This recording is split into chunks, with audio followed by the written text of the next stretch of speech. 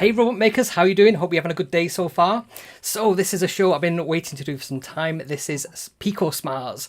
So I managed to marry a Pico with a SMARS robot. So let's get over to our keynote. So what is this all about? So as I've said, I've managed to pair a SMARS robot, standard SMARS, standard chassis, with a Pico. And I've used a slightly smaller board. It's the same board that Kevin Thomas recommends for the SMARS version 4, if you've ever seen that. So let's have a look at our goals today. So we're going to learn how to bring the code that we've already written. So one of the videos we did a while back, which was for the laser rangefinder, which is this little guy on my desk. Where is he gone? I had it here a second ago. It's actually in that robot. So if I bring this across here, that little laser rangefinder, oops, let's see if we can get that zoomed in. It's a tiny little board. You can just see it there. That thing there, we've got code, we've already written the code for that. So I want to bring that across. We've got code that we wrote as well for MicroPython for the HCSR04, which is the regular rangefinder, which is this guy here. All we had to do differently there was just put a voltage divider across to drop it down from 5 volts to 3.3 volts. We then need to create some movement code, so we need to create a class for SMARS and have some kind of go forwards, go backwards, left and right. It's ridiculously easy to do. It's as simple, just as simple as on the Arduino, maybe even simpler. And then we need to create a holder board for the different components. So I've actually pre-printed one of these. This is probably a prototype version. There's some improvements that we can make to this. Such as we could even put a holder for the resistors to do the voltage dividing. That was one of the things I was thinking on there. And then we don't even need a circuit board. We could just have the 2 legs sticking up and have some DuPont cables poking down into them to do that. So that's one of the things that we could do. But I wanted to sort of share with you what I've got so far, because it's quite easy to get this up and running. And there is so much more we can do with this. Once we've got it in Python, we can do all kinds of AI stuff as well. There's something I'm waiting to try out for the Pico, which is one of these TensorFlow Lite, or there's some kind of machine learning Lite or small version that fits on a Pico. I can't wait to try these things out. So what we're going to do, we're going to get the SMARS. This code as well, because it's Python, works on SMARS, SMARS Quad, SMARS Mini, it works on everything. So I'm really pleased with this. It's kind of a 2-for-1 or a 3-for-1. So we can use our ultrasonic rangefinder code, we can use our laser rangefinder code, we can use our driver board, and I think that's actually the wrong name for the driver board. So when I was actually doing my research for this, that's what I thought it was called, an L293D. And somebody corrected me in the chat and said, no, this is an MX1805. So we'll have a look at that in a minute. If you Google it, you'll get both coming up, but I think the MX1805 is the actual correct board that we're using here. And then we need to create some movement code, which is simpler than you'd think. So I'm just going to have a quick look here at what we've got in the chat. A few people have said some things I just wanted to catch up on. So John B says, hi from Wales. Fortunately, my German Shepherd doesn't sit on my lap, or I will be able to see the screen. We used to have a golden retriever and he was exactly the same. He was absolutely gigantic. There's my auntie, who kindly donated the BBC Master Micro that's in the background there. And Adam says, my miniature poodle won't sit on my laptop. He'd rather put a paw on it and watch the screen. 3 Picos. I've got 2 Chihuahuas and I think I've got 8 Picos. I had them all out the other day. I've got absolutely loads of these things. Got them in various different projects. I mean, I think I've blown up about 2 of them. So I've got like all different kinds of projects. That was me just trying out some analog reading in from a potentiometer to dim some LEDs. And I was just trying out one of these power things, but I didn't really have very much success with that. It's got a regular one there I've not done anything with. This one I designed the case for, and that's the exact same design that we're going to be using today to do our board. And then this is something I'm looking forward to doing some MIDI code on the Arduino. I didn't realize MIDI is just UART with specific commands sent through. So we can do some really cool things with that with GarageBand. And I've got an idea for something crazy on that as well. A chicken nugget piano. So that's going to happen at some point. Okay, so let's get to this then. So let's have a look what we need to do. So fusing together in Fusion the Pico and the SMARS robot. So it's the holder, that's what we're looking for. So this board, which is correctly termed the MX1805, it's very simple to use. I found this very simple to get working on the SMARS Mini, very easy to use on the SMARS version 4 and now on the Pico SMARS as well. So it can control 2 motors. You can either use pin high and pin low to control the motors on or off, or if you want to use pulse width modulation, you can control the exact speed of those as well.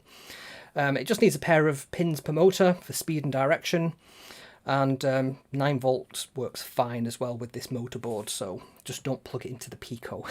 Don't try and power the Pico from 9 volts, you will definitely kill it. So this is the pinouts. We've got the voltage at the top, we've got ground, and then on the left hand side we've got int 1, int 2, int 3 and int 4, and they relate to the different motors, and we'll have a look at that in a minute, because int 1 is, I think it's the speed, and int 2 is the direction. And the same with int 3 and int 4 is speed and direction. And motor A and motor B just take a pair of pins off that, and they go into the sort of left and right hand side of the motor for sort of positive and negative.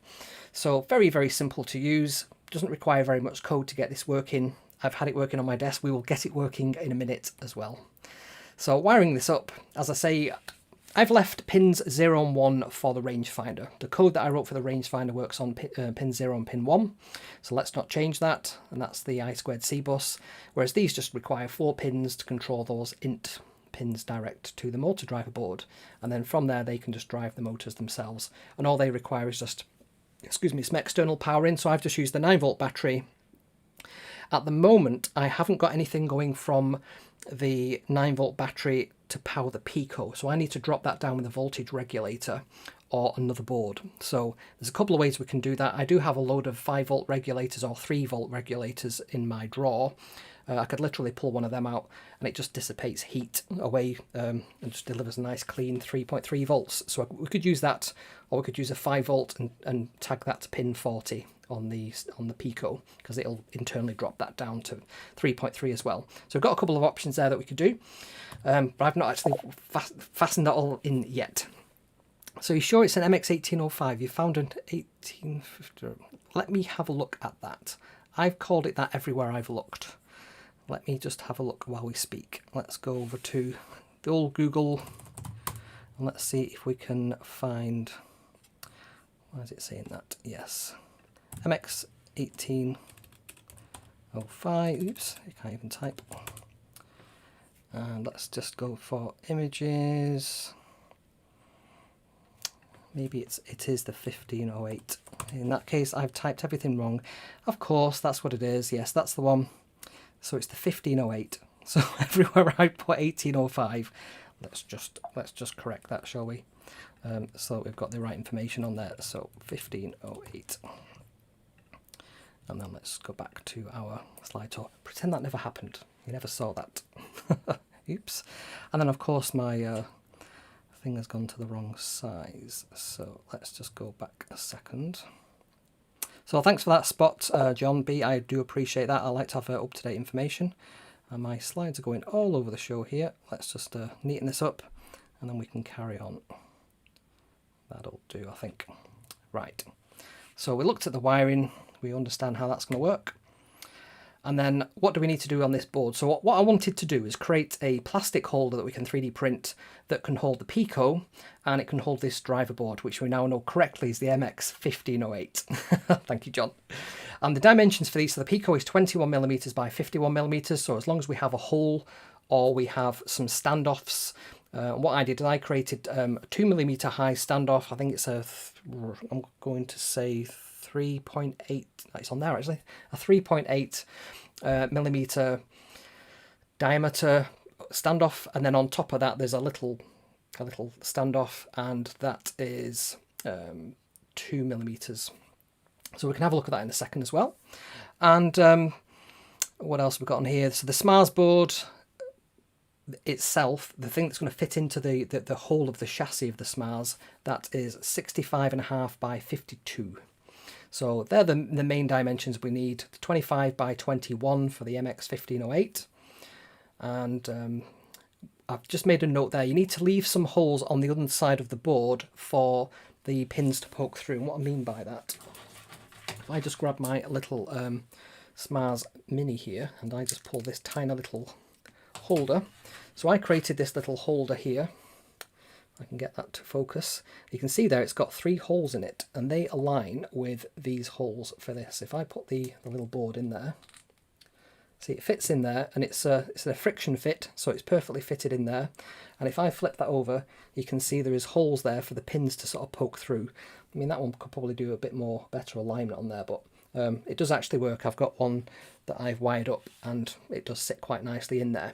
So it's the same kind of thing there. So we want a 25 by 21 inset. I think I just inset that by about 2 or 3 millimeters. So that works fine for that one. Let's get back to our slides. And what else do we say there? And I've just kind of put them roughly centered on the board. We might jiggle them about as we need to put extra bits on there. So if we have something that's going to drop that voltage down for the Pico, we might make some room on the holder for that as well. But this is just my version 1 prototype, just to get the thing working. So if you like these videos, please make sure you hit the like button, you leave me a comment so I know if you like these or not, and also hit the bell. This is always weird because it's the opposite way that I can see on screen. So that helps me get the right messages, which videos do well, which ones don't do well, and I can usually tell by how many comments people put on the videos and how many likes they've got. So give me that feedback, please. Oops. So there we go. And obviously I do a video live every Sunday, 7 o'clock GMT-ish, taking into account British summer time, so that's actually 6 PM GMT, I think, because we go forward an hour in British summer time. So I do a midweek video. I just don't have a regular schedule for that, so I'll try and stick to Wednesday, but that's not always possible. Okay. And demo time. So should we get over to some code and see what we can get working on here? So what I'm going to do, I'm just going to get Visual Studio up here. I'm just going to put myself in the corner there. Right, so I'm going to attach, using this cable I've got here, I'm just going to disconnect that camera a second. I'm going to plug that in now. And right, so on the overhead here, we have this SMARS. You can just see it's flashing a light there. I just did a little blinking light program. I've actually also got it sat on top of a chassis so that it doesn't run away, because once these wheels start moving, it will just fly off the desk. So it's actually sat on something so it can't fly off the desk. Okay, so let's get back to Visual Studio. So what I've done, I brought in the code, the exact same code that we wrote for the laser rangefinder. So that's all the classes that we created for that. And really all we need to do is just ping. So I've been quite strategic in my thinking with this. So although there's lots of code in there, all we really need to do is just say ping, and we will get back a distance. So very easy to use. Now, the other code that we wrote for the ultrasonic rangefinder, the HCSR07 or 04, they're sort of interchangeable. I've used ping for that as well. So there's the code to make it ping, and it will just return back a distance as well. So both of them will return back a distance, and we can use that in our code to detect objects in front of us and then make the robot stop or go backwards or whatever we want to do. We can just use that to detect distances. What I haven't done in my main code yet is just put some kind of switch in there that says, or have a flag that says, which of these are you using? So at the moment, you just have to bring that code in yourself. Then what I've got is a SMARS class. So let me zoom my Visual Studio in a bit. Let's see if I can do that. Let me have a look here. So what I've done, we brought in the laser rangefinder code just in case we want to use it. You can see it's grayed out there. That means I haven't actually used it within this code, but it's there for when we do include that piece. From machine, we brought in pin, and machine, if you remember, is the Raspberry Pi Pico, so anything that's specific to that. Hi Laura, how are you doing? Indianapolis, awesome. Brought in the sleep function from the time library, and then what I've done is I've allowed us to give our SMARS a name. I always think it's nice to give your robots a name, so I've just left that as blank to begin with. And then we've got some initialization stuff. So because our laser rangefinder uses the I2C bus, I thought I'd make it a parameter that you have to have an I2C set up to make this SMARS thing work. I've said that if name is none, that's fine. If IN 1, 2, 3 and 4 are set to nothing, we'll put some default values in there, and I default to GP pins 2, 3, 4 and 5. So if you remember on our Raspberry Pi Pico, pins 2, 3, 4 and 5 are the pins. Should I grab that off the wall and show you what I mean? Just grab this. So I printed this out a while ago, just so I've got something I can refer to very easily. So pins 2, 3, 4 and 5 are these two between these black grounds there. So that's 2, 3, 4 and 5. So pin 1 is at the top there, and there's our USB in. So as you look at your Pico, which I've obviously now dropped. So if I get a Pico there, you can kind of see pin 1 is there, just under my finger. Cool. So yes, if you want me to be able to have one of these, I'll happily send people a link to that. Just makes it easier when you're working to have something big to work from. I used to do that quite a lot when I was working with the Arduino as well. So let's get back to our Visual Studio.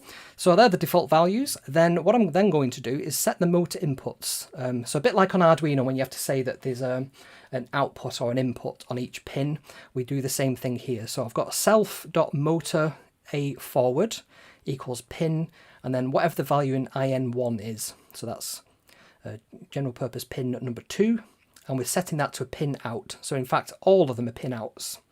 And what I've got there is the first one is a forward, a motor A reverse.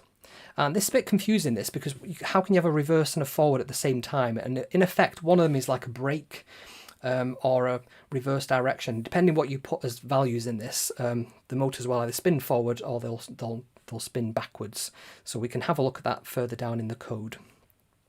But essentially we just set everything to a pin out, and we just set the motor A forward as 1, motor A reverse as 2, motor B forward as 3, motor B reverse as 4. And then what I've said there is if the name isn't anything, because we default it to nothing, then set it to PicoSMARS, because why not? Otherwise, set the name to whatever we passed in as name as the variable there. Then we just do a check on the I2C bus. We set it to our internal one, and we say just scan the bus. If the bus equals nothing, then we could actually raise an error there. Now I was doing some checking, and I've not got the laser rangefinder attached, so that's obviously kept raising an error, which I didn't want it to. So I've just put pass there, which is a way of sort of saying just ignore this. These are not the droids you're looking for. Carry on, move along. Okay, so now we've got the functions themselves. So to move the robot forward, all we need to do is say self.motor_a forward.low, self.motor_a reverse high, self.motor_b forward high, and self.motor_b reverse low. So it's low, high, high, low on all those different things. And then I just say sleep for half a second, and then set everything back to low. So what this will do is it will blast the motors for half a second and then stop the motors from running. Now, this is quite unsophisticated code. It will make our robot a little bit jerky as it moves along, and it does mean that we can't be more granular in our control. It is just half a second. So I would say this is a pretty basic code. We can probably improve this a lot better. And I'm thinking it would be good to have every command that we do as something that we can send a tick to. So we can have a loop, and the loop will just go through and send a tick to everything that is relevant. And then if the command is forward and we've set a duration, we can do all that kind of clever servo easing that we looked at. So we could make the robot go from a standing start to accelerate very quickly, or we can make it go very slowly to the speed. So there's not very much acceleration. So we could use that kind of behavior to make the robot look like it has a personality. So if it's reversing, it might reverse slowly. If it's going forward, it might go forward quite quickly. So that's forward. Non-surprisingly, the exact opposite of that is backwards. So where we had a low, we now have a high. Where we had a high, we now have a low. So high, low, low, high for those different motor A's, forwards and reverses. Again, we have the sleep for half a second, and then we set everything again to low. To turn left, we just alternate these. So motor A reverse is low, motor A forward is high, motor A reverse is low, motor B forward is high, and motor B reverse is low. and then we put everything, we sleep for half a second, set everything back to low again. And then right is the opposite of that. So wherever we had our highs and lows, they're now lows and highs. So pretty straightforward. And then I thought it might make sense to just have a stop command where everything is just set to low, because sometimes when you're running these programs, if it crashes halfway through, it's nice to be able to just send it a stop command so that it actually stops doing anything. And then finally, I've got a property, which is something, a value that we can read. Because remember, this is in a class, so we can define a robot using this class. And we can have a property which we say is called distance. And depending which one of the rangefinders we've used, it can get the distance to the object. So what I've said there is, I know that there's a bit of a bug in this laser rangefinding one where for some reason it was about 5 centimeters out, and it gave the measurements in millimeters, so I'll just divide by 10 to get the centimeters. So that's all that piece of code there is. Just dividing by 10 to get the centimeters, minus in 5 because it's got this weird error where it's always 5 centimeters out. So that's our SMARS class. It's quite straightforward. So all we then need to do in our PicoSMARS, so at the top there, we bring in machine pin. I've not used that pulse width modulation, but we will use that for some things later on. Have brought I2C in, and then from SMARS, which is the one that we've just been looking at, bring in the SMARS class, and then from time import sleep. And then what we then do is we just do the usual thing to set up I2C. So there's the system data, which is pin 0, system clock, which is on pin 1, and then we have the ID of the I2C bus, which is 0. I think you can have 0 or 1 on the Pico. Then we create the I2C object by just passing those 3 things in as parameters. So we say lowercase I2C equals uppercase I2C, ID equals, really that should be ID actually. SDA is SDA, SCL is SCL, and that's it. We then just pass that into our SMARS class. So we say I2C equals I2C.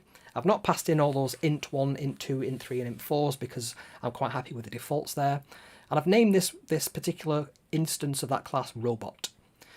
Then what I've done is I've taken that SMARS and I've added an extra behavior that I've called a void. So we can say if the robot distance is greater than 5, go forward. And I've just said print forward and then print the actual distance that you can see, just because I wanted to check if this worked. And this is the code that I ran on the SMARS Mini. I've actually not got that wired up at the moment, but that was really satisfying to see that work, because that was something people have been asking me for a while, is where's the code for the SMARS Mini? It's here, this is it. Then I said, so if the distance is greater than 5, go forward, otherwise go backwards and turn left or turn right. So I've just said turn right there. And again, just print backwards and the robot distance just to the console. And then another one I've done, and this is one we'll run in a second, is motor test. So I've just said while true, so just keep running this until I hit Command C, print turning left, then robot.turn left, and then sleep for 1/4 second, then say print test right, and then do robot.turn right, sleep for 1/4 second. Again, print robot testing forwards, robot.forwards, sleep for 1/4 second, and then finally print testing backwards, robot.backwards, sleep for 1/4 second. And then just in case we need to use that robot stop, which I have done, as you can see, I've got it commented out there, robot.stop. So if I run robot underscore test, it'll run that left, right, forwards, backwards, left, right, forwards, backwards, and it'll keep going around that loop. So shall we give this a go and see if this works? So what I'm going to try and do then is get the console in display so you can see what I'm running. And I'm going to run this code. So let's see what happens when I hit, just move that out of the way, if I just hit run. So so the reason it says MPY soft reboot is because that flashing light that you can see just here on the Pico, that means it's running another program. So what I did on the SMARS, on this particular Pico, is I wrote a little blinking light program, and I saved it as boot.py. And if you save it as boot.py or main.py, it always runs those programs after it's rebooted. So what you have to do is hit Control-C a few times on here. I'm just going to stop that. And in fact, I'm just going to unplug it and plug it back in, because sometimes it does that, and then hit the Control-C once it's connected. There we go. So now I can just do A = 1, Yep, so we're in the REPL. So now if I click run, it's going to run this file, which is the PicoSMARS code. So if I click run, let's see if this is actually going to run. I might need to just hold down the power. Let's see if this is actually going to work. Sometimes it does take a second to kick in. It's still running that little blinking light thing actually. Let's just hit Command C and then try again. Right, so no module named SMARS. So what's happening there is the module that's called SMARS, I've actually not uploaded that to the Pico. I'm just going to drag this down so we can see what's going on. So if I go over to that tab that's called SMARS and I hit the upload button, that will upload that library to this Pico. A bit surprised it said that because I'm sure I've done that before. So I'm just going to hit Command C again. Let's just make sure that definitely has written to it. Yes, it has. And then going to do Control C, just because I can see it's still doing the blinking light thing. So if I just hit run, let's see if we can get that to run. What I should really do is just delete that program. There we go. Right, it's now coming to life. So let's see if we can see what's going on. At the moment, it's just running the same. Oops. Well, that's good, isn't it? One of its wheels has fallen off. Right, let's just turn the power for a second. So what's happened there? That's fantastic. Because it's sat on a chassis, the chassis has just interfered with the wheel, and I don't think the wheel is actually glued on. So it has just thrown that wheel off. So what I'm going to do, in fact, if I just pull that out, and I just put that on there, I can then push that into place. It's a good job I didn't actually have that glued into place because it would have probably damaged it. Right, there we go. I think that's it. It's very tight. There we go. Can that spin? Yes, it can. So let's put that back on. So this is what I've got underneath, just a spare chassis. I've just got that kind of sat like so. Right, so let me just put that power back into the motors. So it's not a very good connection. There we go. It's really not happy about that on that motor on that side, is it?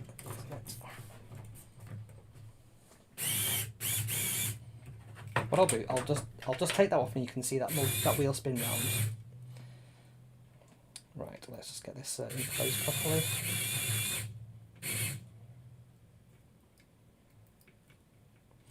I need a better connection on here, that's what's going on. So if I just hold that in place, maybe that'll be okay.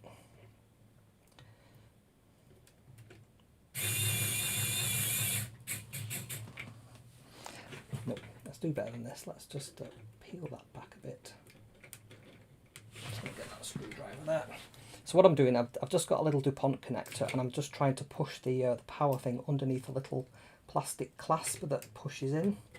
So if I do that, that should give it a good connection.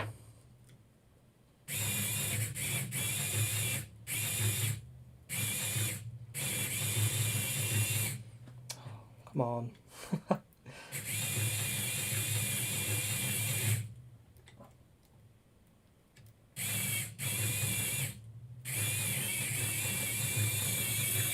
Right, so at the moment they're just going in the same direction, which is not what we want. So let's just get that to run again.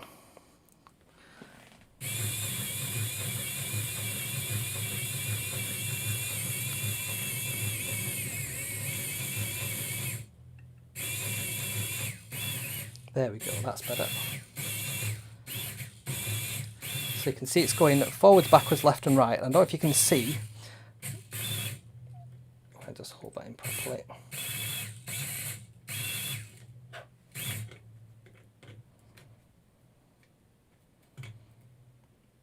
Should have got better connection in this. Right, so they're both going the same direction, then they're going opposite, both forwards, both backwards. Right, forwards, backwards, left, right, forwards, backwards, left, right, forwards, backwards, left, right, forwards, backwards, left, right. So that's working. So the code works. Now you just have to take it on trust that the rangefinder stuff works as well. It's a bit of a fiddle to get that in place. Should we actually have a go with that? Let's see if we can get that to work. It's just 4 pins. So what I'm going to do is these 4 pins, we've got power and we have ground and we have data and we have clock.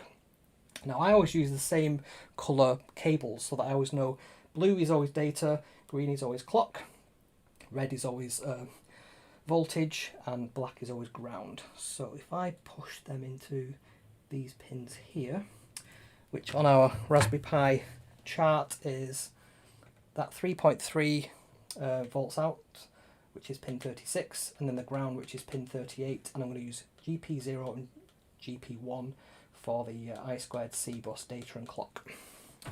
So let's try this and see if we can get this to work. So the blue one should go into the first pin. Let's just try that. And then let's just put those back in to where they need to be. So that should be pin 3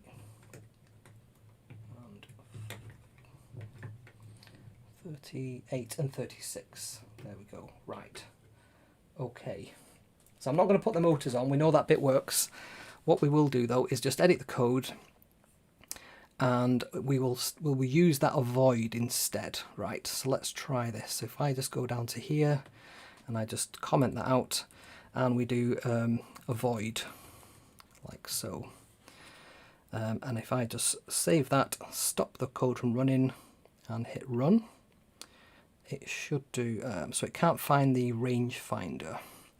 So what I need to do in there, what this is to do with is the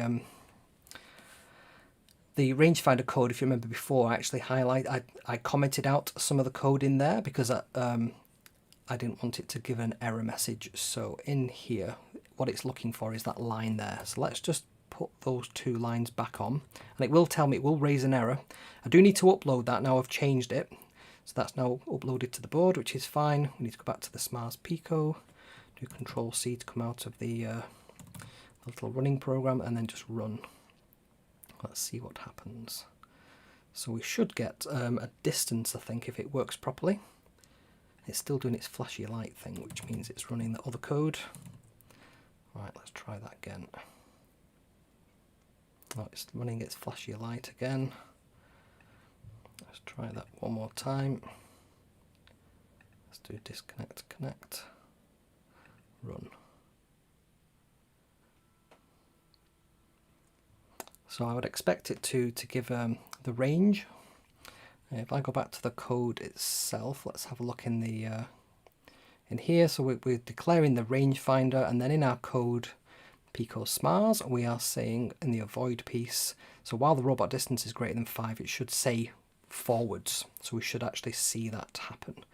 So what we could do, we could print a I'm working message just to show that it's actually running properly.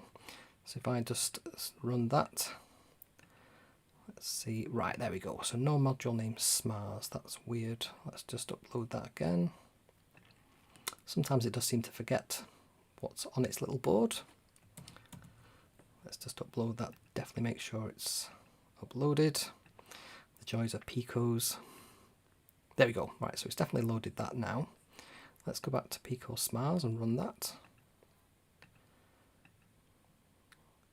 And we should see it say that it's run. It's I'm working when it is working. So let's just stop that, run it again. I can see it's doing the flashy light program. What I might do is just go on to Thonny and delete that, because that is really irritating. So if I just go to Thonny, Thonny's got a really nice interface for being able to delete things. So if I go to Thonny, I might need to disconnect from here actually. Let's just go to the full screen so you can see what I'm actually doing. Yes, that one there.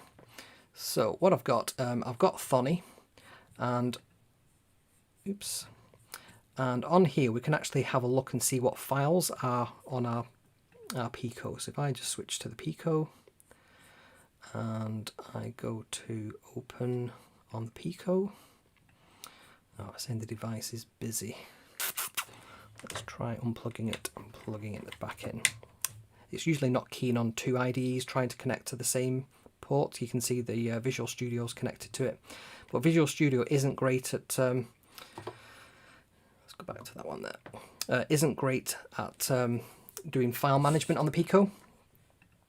We could just go into the REPL and delete the file that way, but I'm just going to give it one last shot and see if that will run, because what I want it to do is just do the detecting of distances, and you can see that all the code works on the same library, because I have had this working, and if we reconnect the motors, it will go backwards and forwards and it will respond just like a regular SMARS would do. So let me just make sure all those are nicely in place. It should give us an error message if it can't find it. Now, another technique I've used when things like this don't work the way you expect them to, if you just come out and you go to Python and you just do from SMARS import SMARS, like so, and then if we just say s equals SMARS, we'll actually have to set up an I2C, so let's do SDA equals pin 0, is that going to work? SCL equals pin 1, ID equals 0, and now we can do I2C equals I2C, uppercase, SDA, ID equals ID, SDA equals SDA, and SCL equals SCL. So it isn't defined, so what we need to do is we need to say from machine import import I2C. Now we can do that definition, and now we can do I2C dot scan, and that should scan the bus and tell us if we've detected, which it has. It's detected on 41 the rangefinder, so that's good, so we know that works. So now if we do s equals SMARS I2C, now we can do s dot distance, and it's 5.6. So if I just put my hand in front of that, let's see if we can get that to change. There's actually a cable in the way, which is probably giving it a funny value. There we go. It should give quite a big value if it's not working. There we go. That's it. It's pointing directly up the camera, so you're not getting a great shot here of me actually moving my hand distance-wise, but I can see that it is respecting the distance there. So that's working. So that should mean that our avoid code should work too. So I'm going to go back to there and just give it one more blast and see if we can get it to work. It's probably just this Pico misbehaving, because there we go, I'm working. You can see the distance changes. So if I put my hand on there and I move it forward, you can see that the value's going lower, and if I move it further away, you can see the distance is increasing. So that's our code working, and if we plug the power back in, so let me just make sure I definitely get this the right way around. So the purple one is the ground, right. So if there's nothing in the way, it's going forwards. If I put my hand in the way and it goes less than 5, it'll go backwards. You see that?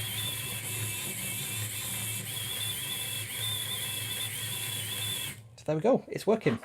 I've managed to destroy my SMARS in the process though, but this is one of my prototype ones. It's fine. So who was it who was saying about they destroyed some tracks? Happens right here. I've not destroyed the track, it's just the wheels falling off. So there you go, proof of concept. It does actually work. Very simple Python code. Very simple. We've built blocks of code already in previous videos, and then what we've done here is essentially just stuck those blocks together, and that's the beauty of using libraries with Python. This is one of the reasons I love MicroPython so much, is because you can build upon these things. So when we start introducing some more clever code to make our wheels slow down and speed up, a bit like we did with the servo easing, we can put that into here, and then it'll work on the Mini, the SMARS Mini, or it'll work on the SMARS PicoSMARS. Cool. So I think that's everything that I was going to show you today. Hopefully you found that of value, and that was something that was interesting to you too. I'll share the code on GitHub, and I'll put a link in the video description as well so that you can grab that. But it'll just be github.com/KevinMcAleer/PicoSMARS, if I was to hazard a guess. In fact, it may already be on there. In fact, shall I just save it now, because I think all I need to just do is just say live edit, make sure we include everything as it is, and then if I just synchronize that up, you can now go and grab that. So in fact, if I just go to GitHub github.com/my name. I'm just going to show you my screen in a second when I've done it, and then PicoSMARS. There we go. So I head over to here. You can now see Kevin McAleer /PicoSMARS, and there's all the code. So you will need to upload everything. You don't need the TOF test. That's the time of flight test program. And I just wrote that just to test out that the time of flight was working properly. So it's not very sophisticated. It literally just says, while true, print time of flight.ping minus that blinking 50 millimeters that it always gets confused at. And it's returning it in millimeters as well. So all it does is just sets up the I2C, the SDA, the SCL, the ID, creates an I2C bus just like we did a couple of seconds ago. It prints out if you can find it. It does then time of flight equals that VL53L0X, passes in that I2C thing we've just created, and that's it. I do set things like the measurement timing budget, but to be honest, it defaults all that for you. You don't need to worry about any of that. I was just playing about with them to see what the differences were. I think you can make it more accurate for different distances. So if you know it's always going to be a really long distance, you can kind of optimize for that by changing these values from 18 to 12 or from 14 to 8 or whichever variant of that. If you need to know more about that, I'd Google it. You can find out lots of information there. But these are really, really interesting sensors. I was thinking what we probably could do is have a few of these all over the SMARS. So we can have one at the front, one at the back. We can have them pointing down so that it can detect edges, just like, was it Thomas who's done that? But yeah. So Peter says, congratulations on the 1,000 subs. How cool is that? I'm so stoked about that. I'm really, really pleased. So yeah, I mean, the story behind that was... I joined James Bruton's membership on YouTube. I think it was like a $5 a month, something like that. And I've always watched his videos. I think I got into OpenDog a long time ago when he first started playing with that. And I loved the sort of build journey that you go on. It's almost like a blog of him, you know, building this robot. So that was one of the things that sort of got me interested. And then I thought, well, I'm going to join his membership. It's not very expensive, and you kind of get closer to the creator if you do that. And so yeah, you know, when he puts out videos every week, but you get to see it a week earlier. And then he mentioned, he said, I'm thinking about doing a video where I showcase projects from the Patreons and YouTube members. So he said, I think he's done it twice before, but it was the time that he wanted to do it now. And I was like, wow, this is a perfect opportunity. You know, I've got all these different projects. I've got the crab, which is kind of half done. I keep getting the wrong print for his claws. So I did print out a claw, but then I forgot to actually have a little servo horn thing on it, and then I printed out 2 of the wrong type. So I did actually print out the correct ones, but they're in black. So they've got the servo horn thing, so I just need to stick that on there. And then we can actually get this thing working. That runs on a Pico as well, so inside there's a Raspberry Pi Pico, and he has his rangefinder face as well. So that was a fun build in Fusion 360. Got an auto DIY with a poorly leg. The servo that's in that leg needs swapping out. And probably not using those cheap SG90s. I think I might need an MG90 instead, so metal gear. And this was the bucket from the SMARS that we've just been playing with. That normally sits on that particular robot. And then I've got a version 4 SMARS here that I was just playing with, because that's got the little holder in it for the MX1805. And what else have we got on here? Got loads of different SMARS quads. There's 3 SMARS quads. 2 of them have got cameras built in, and the camera, let's grab this one. So these are actually full Raspberry Pi Zeros. And the camera that's on this one, we did a video a while back on face recognition and object detection, so that can detect my face and say, hi Kevin. I also paired that with, I have to get it from my drawer of Pico bits on here, one of these re-speakers. So this is a Raspberry Pi Zero with a re-speaker hat on it, which you can get from Pimeroni or other places. These are quite cheap, about £5 or £6, I think. And that gives you audio in and audio out, but there's 2 microphones on there, so it can do spatial detection and noise cancellation. And that means we're able to do speech recognition and speech synthesis. So we've got all the workings there of a really cool robot. So it can see, detect faces, it can talk, it can speak. and it can run Python, full Python, not MicroPython. So one of the projects I'm thinking about doing next is building our own AI assistant. So we can get it to do things like grab the weather, we can get it to recognize your face if you come in front of it and say hello, all that kind of stuff. So that is actually quite trivial to do. It's just a matter of peeking and poking some APIs on the internet to get things like the weather, get that back as a string. There's something in Python called Beautiful Soup, which enables you to do things like screen scraping. So you could go onto Yahoo, grab all the different, stocks and shares or something from a page, just take the bits of data that you need and get rid of all the other stuff, and then you can put that into your code and use it. So loads of cool things that we can do with that. This is all stuff, this is all my wheelhouse, so I'm quite happy to do that kind of code. And I know some of you wanted more intermediate to expert level code as well, so we can do all that, and we can have an AI SMARS robot, a quad that can walk about. And also we could put the Pico or the full Zero into a SMARS with the wheel version as well. We can do all the things. So BE says, James sent me here. Fantastic. Well, I hope you stay. I hope you enjoy these videos too. I put a lot of effort into these videos, as you can probably see. And I do them as live streams. So unlike where James does a pre-recorded one, I tend to do all mine live. I do the occasional pre-recorded one, but it's quite a commitment to do editing because it takes hours and hours and hours. So that's one of the things I do. I go live, and we can have this sort of interaction as well. So Tom would love an AI SMARS. I knew that you would do. That's what I was thinking about. So P says interactive video, recog web info gathering SMARS mirror. Absolutely, we could do a SMARS mirror. I did play with a mirror thing a while back. I've got some old monitors. I've got two new monitors here, these great big monitors. So I've got two old monitors left, just behind me out of sight.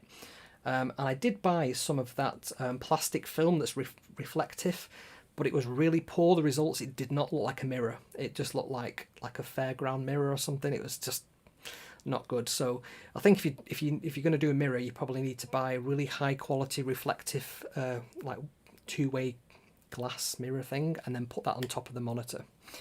But yeah, we could do that. We could definitely do that. So yeah, that's one of the projects I'm thinking of next, because there's loads of things that we can do to add to that. We could create the framework for the AI. We can bring in the code we've already written for the object detection. We can bring in the code we've already written for the speech synthesis and the speech recognition, which is really easy. And then we can get it to do things like respond to commands. So we can say, hey, robot, and then get it to say, yeah, and tell me a joke, and it'll tell you a joke, or give me an insult, and it'll give you an insult. I wrote some insult code a while back. So we can do all the things, and we can even plug that into MQTT. If you remember the video we did on Node-RED, so we can build it into our home automation. We can make it turn the lights on and off, or set temperature, or anything we want. Charge the car up, all the things. We can get it to do all the things. So cool. That's everything I've got for you today. Hopefully you enjoyed that, and I shall see you on Sunday with possibly the start of that project too. So thanks for watching, and I shall catch you next time.